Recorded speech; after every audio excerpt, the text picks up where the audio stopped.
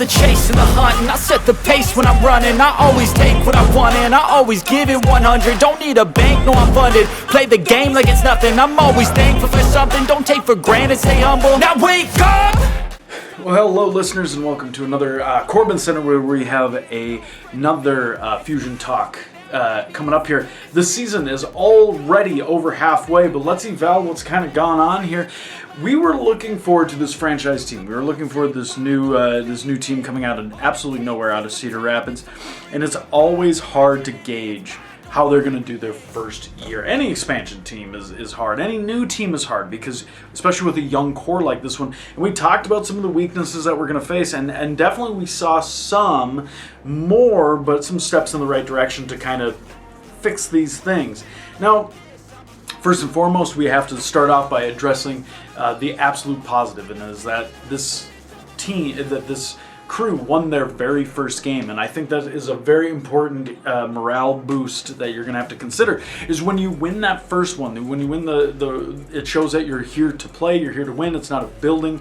You guys are ready to go at that moment. And while, as you know, the goals that are set aside for every team, these goals, not exactly 30-point game here, and still some rough mistakes. A little rough around the edges from our quarterback Rockwell here. Not exactly what we were looking for, but promising nonetheless. Did very, very well, and then went on the road for a little bit, which lost one, won one, which is again all you can really ask. But it was when they came home back to week number 4. This is where we start to see a little bit more of this team take shape, and this is definitely the positive. But there was one definite issue. Wide receivers on this team, a lot of drop passes throughout these games, through this stretch. So this first half of the stretch, you saw numerous where couple drop touchdown potential passes, couple drive ending passes were brought up to third down to fourth down, and stopped a lot of drives in their place. Again, what we're looking for is there's a lot of speed on this team, but if you can't utilize the hands, you're not going to be able to pull off the victory in this case. And a lot of times it left the door open for these teams to kind of come back. Many of the games were very close at half, and it was honestly like the defense that really shined. The defense, especially when you had Fulcher stepping up with his interceptions, and Zanzibar McBurst pulled off the interception, pick 6 going forward. There's been times that they've forced multiple turnovers to keep the teams in, and also kept the teams very low scoring. 3-0 points at half, even finishing the game, so on and so forth at that. But the offense really needs to come together, and there's a lot of bright spots. Definitely, Sturgis, for example, is definitely there to play. Sturgis is great as a receiver, as well as he is a rusher. Now, not any 100-yard games yet, which is okay, but he scored a couple rushing touchdowns, which is great. And with a scrambling quarterback like Rockwell, it's also really good that you can utilize these aspects both as potential weapons in case the defense is really playing man-to-man coverage out there. And we noticed a lot of times that they left Rockwell open. He would get a first down, ran in a couple rushing TDs. But again, we've noticed that there has been a utilization of the halfback, this rookie halfback Sturgis, as more of a passing threat rather than running, but definitely can break tackles, definitely can push up field a lot of yards after catch. And these promising things, one thing that we were kind of concerned about was this young quarterback suffering a broken jaw. And that hit absolutely came out of nowhere. He was trying to connect with their draft pick, Gideon Risk. And on that pass, got absolutely annihilated by their cornerback. And, knowing full well that against the Dolphins here, and one of their rivals, actually, having to go into Week 5 with Murphy. That was huge.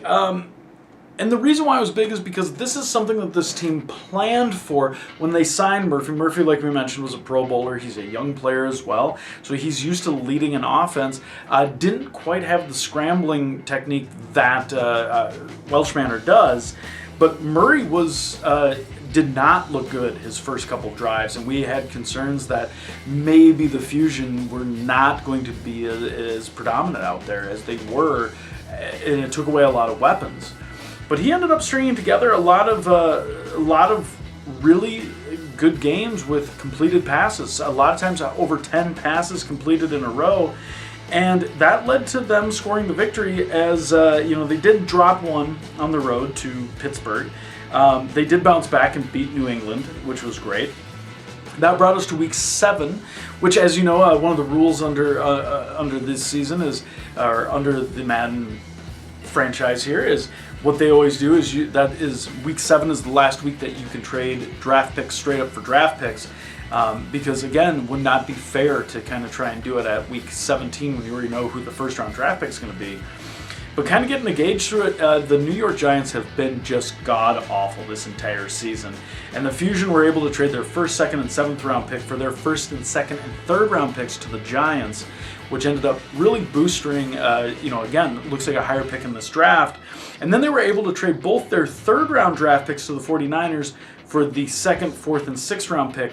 The 49ers have since picked up a little bit, but at the time were 1-6.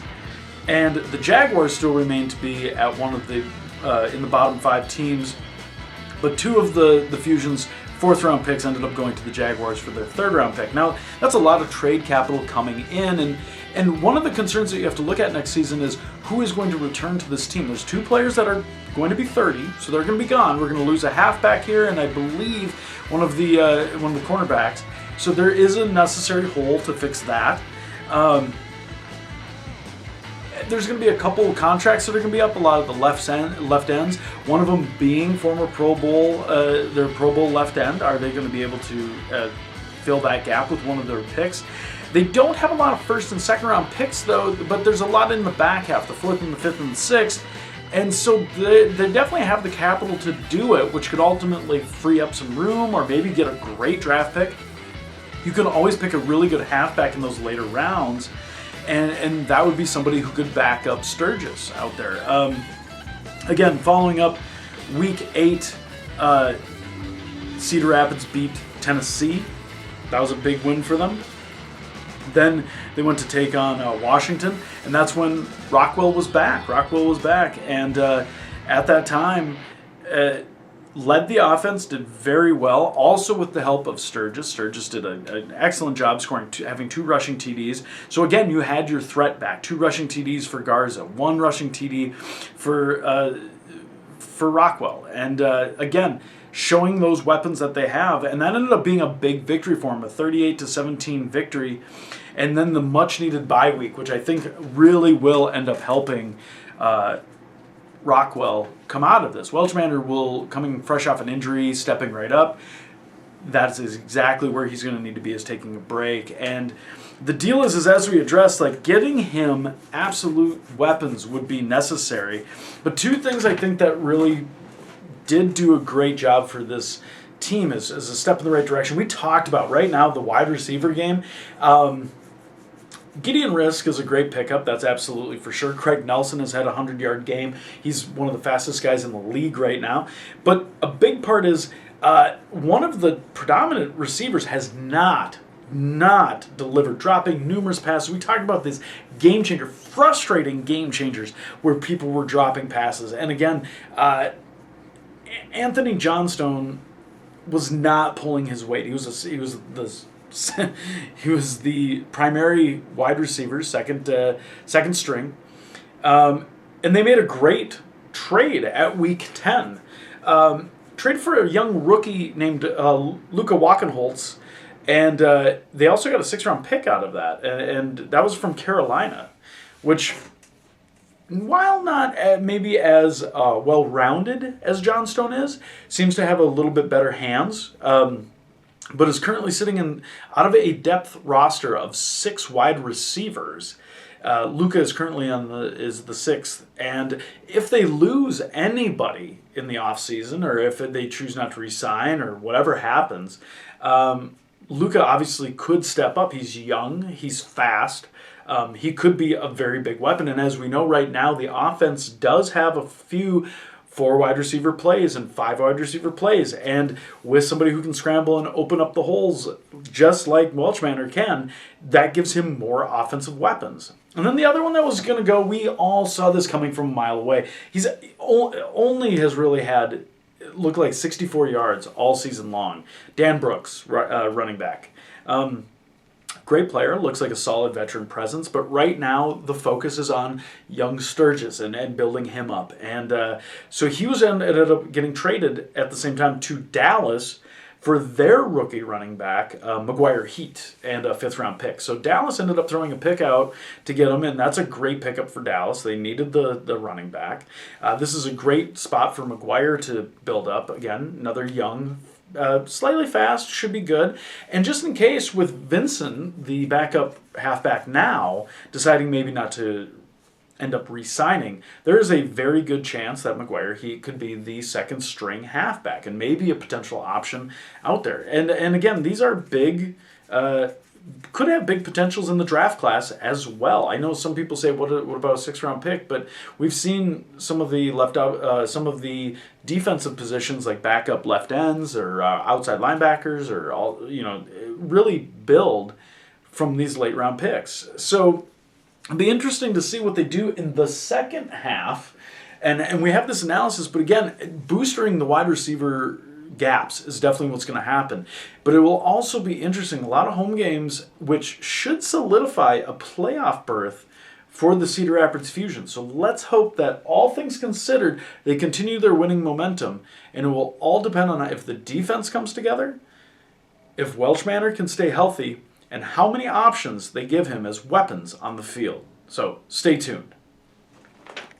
Don't stay.